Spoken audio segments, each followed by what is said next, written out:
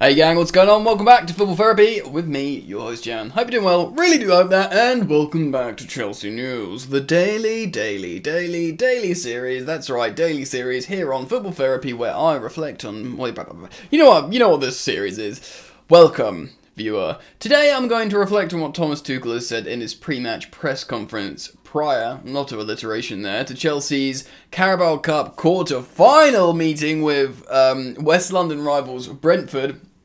I also want to reflect on some transfer news, because of course we're nearing January, a transfer window, and there's lots of rumours reflecting on perhaps January and indeed the upcoming summer. So there's a lot to get into. Really interesting stuff there, friends. So settle in, get comfortable, pour yourself a drink, and I'd urge you all to drop a like on the video. Helps me out a lot, it really does.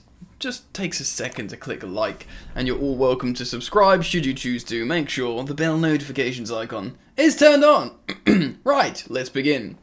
Thomas Tuchel, of course, has just had his press conference. He spoke about the game, he spoke about the current crisis in the footballing climate, and he spoke about utilising the academy. Excuse me.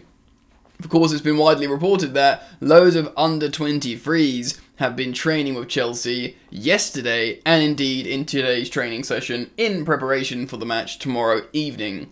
Now, off the bat, you're thinking, oh, under-23s, who's, perhaps someone like Lewis Baker who's been training with them, who, of course, has played pre-season with Thomas Tuchel. No, not Lewis Baker. Sadly, he's tested positive and has to isolate like many Chelsea first-teamers, and, there's a lot of limitation there. Of course, there's loads of talented youngsters in the under-23s. This is kind of interesting. It sort of eliminates that idea of the players playing in bubbles that aren't allowed to come over. Obviously, they've just said, as a club, well, the first team's priority. There's a big problem here. We're in trouble. We need these kids. If they're not testing positive, we need to get them over. We need to get them into, training for a day or two and desperately see if they can be integrated into this game. And of course, this is a quarter-finals against the Premier League team. Generally, this is something you go for and you think, right, 3 more games, win a trophy, win a domestic cup. And we haven't won the League Cups for like 6, 7 years? It would be like pushing 7 years, I think. Yeah, it's 2015 the last time.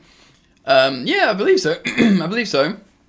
So there'll be a huge, especially in a campaign where it's looking more or less and less likely Chelsea are going to win the Premier League. If we can win a Carabao Cup, a Club World Cup, after winning the Super Cup early doors, and you feel like free cups.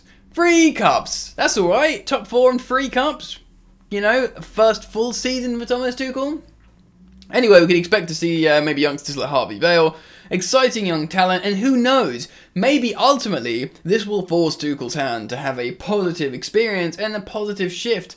Maybe look to new players that can play left wing back, play someone down there that's not as, that's certainly more dynamic than Marcus Alonso.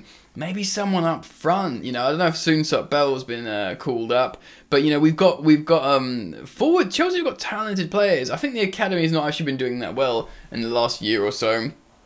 Considering when we had Jody Morris and Joe Edwards there absolutely cleaning up. It's a bit of a shift. So more information on that. So it might be a huge positive, oddly. I mean, we might get battered and we'll just pretend it never happened. But it could be a positive if we find players that seemingly we can expect to be integrated moving forwards. N'Golo Kante won't be involved in the squad. Thomas Tuchel made a point of talking about that, saying that we took a risk playing him the other day, and he played 90 minutes when he's just come back, and we can't put him in this game. He will not be involved. He didn't say that about Kovacic. Maybe we'll see a midfield of Saul and Kovacic, which should be alright. If Saul can replicate that second half performance that he put in against Wolves, maybe we can beat a presumably a little bit rotated Brentford team. I know they're having a bit of a personnel crisis themselves. I don't know where that's at the moment, but maybe they'll rotate as well. I know with Brentford that when they bring players in, they've got very good alternatives because they've got like this B team model that I still don't fully understand, but they don't, they won't just necessarily be bringing in kids, they'll be bringing in good players, I think. Correct me if I'm wrong in the comments section. So expect heavy rotation for tomorrow evening. Expect a bunch of youngsters as well. And don't expect N'Golo Kante or Lewis Baker. And I don't know, maybe it's an opportunity. It's been difficult of late, but look at this as an opportunity for some serious rotation and perhaps players expressing themselves a little bit more maybe and just finding some form, finding some goal-scoring form. That would be nice. To be honest, this might be it might be a little bit of a slap in the face, but you can imagine Lukaku would start this game. Oh no, I think he's in isolation as well. Okay, no, we're screwed. We're screwed. So let's move on and talk about transfers, because I did want to reflect on a few things, because there's a lot to talk about at the moment. There's loads of players being linked, as you'd expect in the media, but let's start off with the story from Simon Johnson in The Athletic regarding Cesar Azpilicueta. Yes, it's true that Barcelona are interested in signing Chelsea's captain on a free transfer in the summer. Yes, it makes a lot of sense for them. They can't pay transfer fees. He's a Spanish international. He's an experienced player. He'll start at full-back, and they'd probably comfortably give him a 3-year deal, to which Cesar Azpilicueta would be inclined to sign it because they'd pay more than Chelsea. They'd give him a longer contract than Chelsea. But despite most of that being true, apparently he wants to stay and fight for his place at Chelsea, which also is not surprising as well, because he's very settled in England. Yes, in theory, in terms of professionally, it might be a nice story to have his swan song over in Barcelona in his homeland, play for one of the Spanish giants, as you know, while he's still in the Spanish national team side, all that kind of stuff. You can make a case for both, but at the same time, he's very settled in Cobham. He's got his family. He's got his kids there. His kids are in schools. He does love Chelsea. You know, he kisses the captain's armband and all that. And he wants to stay and fight for his place. I mean, maybe Chelsea make a couple of signings in the summer and he keeps, generally, his right centre-back role. Trevor Chalobah will be there and be always ready to be in heavy rotation. Maybe he can play in place of Christensen, or he can play anywhere along the back free, Trevor Chalobah, so in place of Christensen or Silva. You can imagine he can play instead of Rudy, should Rudy still be here next season. Of course he plays on the right, and of course he can cover in defensive midfield. So Trevor Chalobah wouldn't be put out by Azpilicueta staying for another year and playing a lot of games at right centre-back. And you would imagine he would generally accept most extension terms that Chelsea offer him, says Azpilicueta. So that's interesting. Simon Johnson also goes on in this article to cite the fact that Chelsea are still going to probably sign Jules Koundé. I'm not going to spend so much time on this because I've spoken about it a few times before recently, but he is inevitably, in my opinion, going to sign for Chelsea because the coach wants him. He wants Chelsea, and personal terms had been agreed. He sees his path leaving Sevilla to go to Chelsea, to the club, like I said, he's agreed terms with. Tuchel wants him. We're probably going to lose one centre-back in the summer. It feels a bit like that. So Jules Koundé is relatively inevitable, if you ask me. So that's interesting. Staying on the defender talk, though, something that I found very interesting is Kimpembe from Paris Saint-Germain, of course, formerly a Thomas Tuchel player.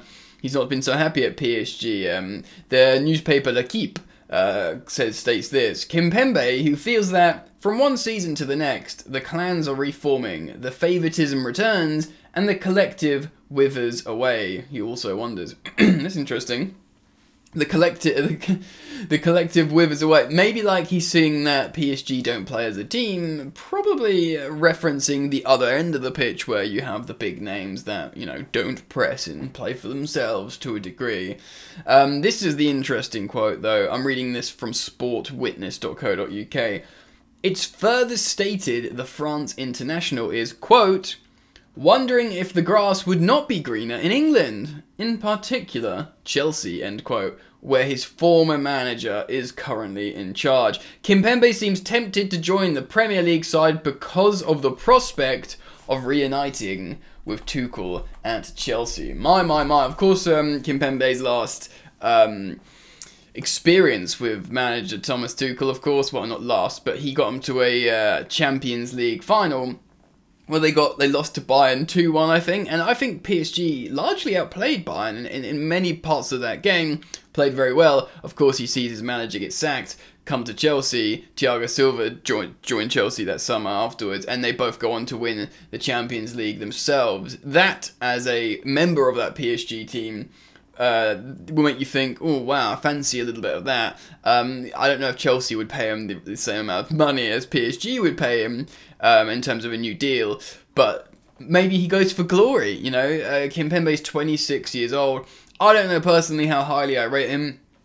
If you go on how good he is in FIFA on Ultimate Team, then he's the best centre-back in the world. But I don't know in terms of, I've seen him do bad stuff before. I know he starts for France. Of course, he starts for PSG. It references in the article that Thomas Tuchel was interested in signing Marquinhos from PSG in the summer. That's, of course, his first transfer window, only a few months into the job. Just after winning the Champions League, he was like, okay, we're getting Lukaku. If we can we have a look at Marquinhos? Apparently that transfer wasn't available. PSG probably just waving him away, saying no thank you.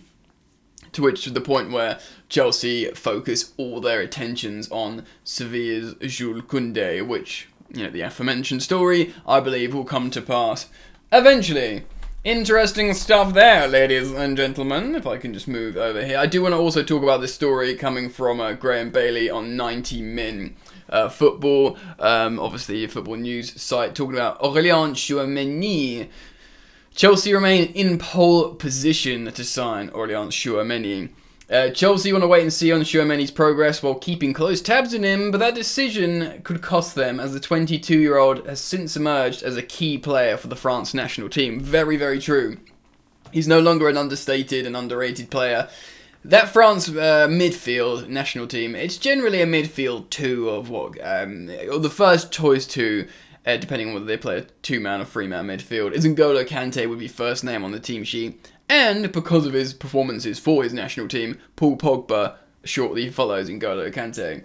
But after those two, it is young Aurélien Tchouaméni, who's 22 years old and is playing very, very well, and of course is not long for Monaco. He will go to a big club. I'm going to continue reading a little bit of this article here. Just over 30 million would have seen the deal finalised last summer.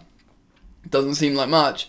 That is no longer the case, and is believed that the Principality outfit would want around £50 million for the young midfielder. Chelsea are open to doing a deal in January, wow, which could see Tchouaméni remain at Monaco until the summer, similar to when they captured Christian Pulisic from Dortmund. Okay, so they give him a little bit more money maybe, because they've got 6 months more on his deal, and then they loan him back. Interesting, of course.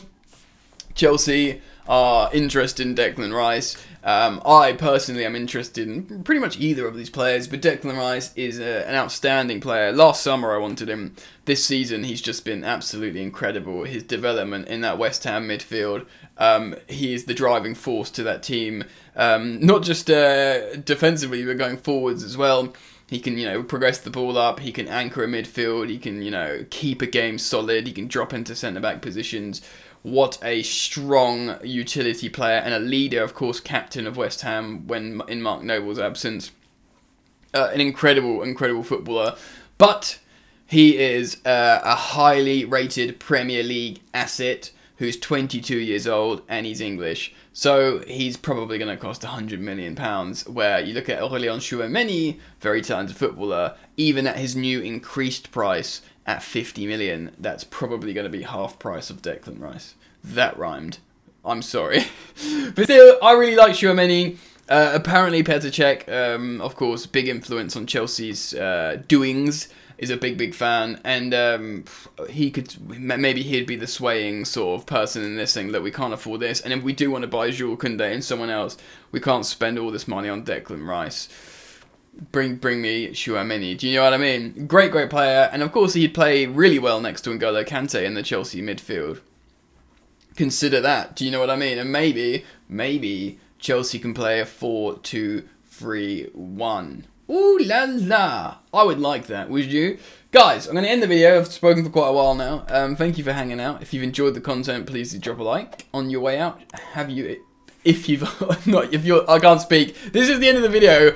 You can tell because I always forget to speak. If you've not yet liked the video, then you can like it. Alright, guys, enjoy the football. Thank you for joining me today, and I'll see you later.